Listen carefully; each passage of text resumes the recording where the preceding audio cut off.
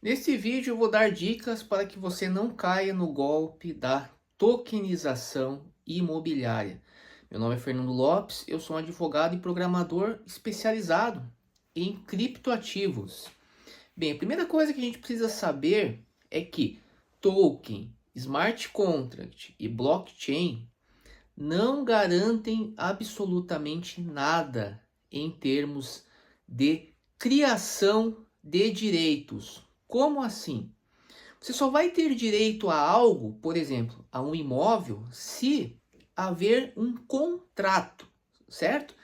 Então, a primeira coisa que você precisa entender, quando alguém te oferecer um token e dizer que esse token é um token imobiliário, você tem que perguntar para ele qual o contrato que existe que gera um direito para a minha pessoa, certo?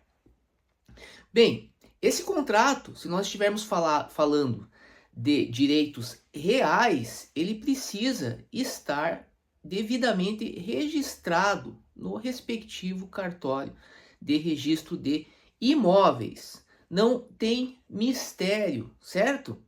Bem, aí você pergunta, então por que eu preciso de token? Por que eu preciso de smart contracts? E por que eu preciso de blockchain? Por que esse hype em torno da tokenização imobiliária? Veja, essas ferramentas, elas são acessórias. Como assim? Vou dar um exemplo. É possível que você crie um token e você inclua como um metadado desse token, que é um metadado, ou seja, você anexe um documento no smart contract, você vai fazer uma referência para um determinado contrato. E é nesse contrato que efetivamente vai estar os direitos e as obrigações. Então é possível que esse token ele venha ter um metadado que se refira a esse contrato que efetivamente estará criando o direito. E por que disso? Para facilitar muitas vezes o processo de negociação. Porém, não é o token que vai criar o direito imobiliário. O que vai criar o direito imobiliário é sempre o contrato, certo? É uma questão de fonte de criação de direito. O contrato é uma das fontes de criação de direito, uma das fontes do direito, certo? Uma outra questão também é que, a depender de como esse contrato estiver estruturado e estiver vinculado com o token, você pode ter ali na blockchain um meio de provar que o negócio efetivamente ele foi realizado. Nesse caso, o token ele pode servir como uma assinatura digital, certo? A transferência do token para a sua carteira, quando isso acontecer, pode ser uma prova de que aquele negócio foi de fato realizado.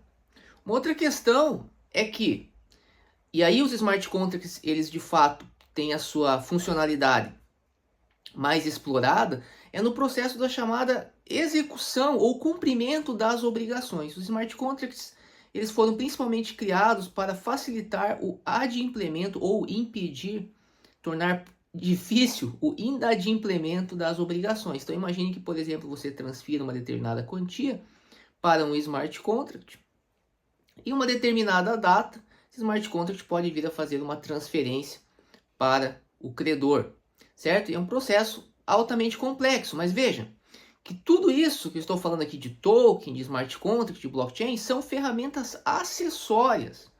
Se o token não estiver muito bem vinculado ao contrato, certo? Se não estiver muito bem claro como se dá essa associação, se esse contrato, por sua vez, não estiver devidamente registrado no registro de imóveis, você pode estar comprando gato por lebre, certo? Então você muitas vezes, com base, ainda que exista um contrato, se esse contrato não estiver registrado no registro de imóveis, e a depender do conteúdo dele, muitas vezes essa pessoa que te vendeu o token, ela pode ser executada em uma ação trabalhista, por exemplo, e aquele imóvel que está dando base para a operação pode ser aí leiloado e você ficar a ver navios. Por isso que é de fundamental importância a análise do contrato e verificar como o contrato está efetivamente conectado com o token. Esse contrato nós podemos chamar ele de um contrato de tokenização, que pode ter tanto características do negócio imobiliário, mas também do processo de tokenização e todos os seus elementos. É importante dizer, não existe uma regra fixa, não existe. Nós temos aqui algo que nós chamamos de contratos atípicos. Então, um corpo jurídico pode estruturar uma série de negócios relativos a direitos e isso não está necessariamente na lei, mas está no contexto daquilo que nós chamamos de autonomia privada. Então, ou seja, veja a importância de que você, antes de adquirir esse tipo de ativo, você contrate um advogado, porque o advogado é que vai saber analisar esse contrato, verificar, por exemplo, como que esse contrato está relacionado, qual que é a importância das tecnologias no processo, se é que elas têm alguma, porque tem muitos projetos também que simplesmente é falado em tokenização e às vezes os tokens nem existem.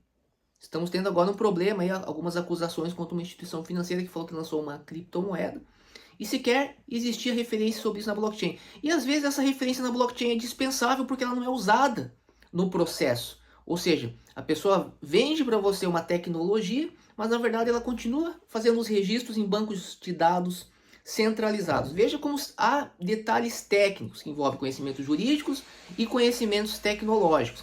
Por isso, sempre busque assessoria jurídica especializada. O advogado precisa conhecer a parte de programação, a parte técnica, certo? Ou precisa estar trabalhando com um técnico. E também, obviamente, a parte jurídica, ok? Grande abraço.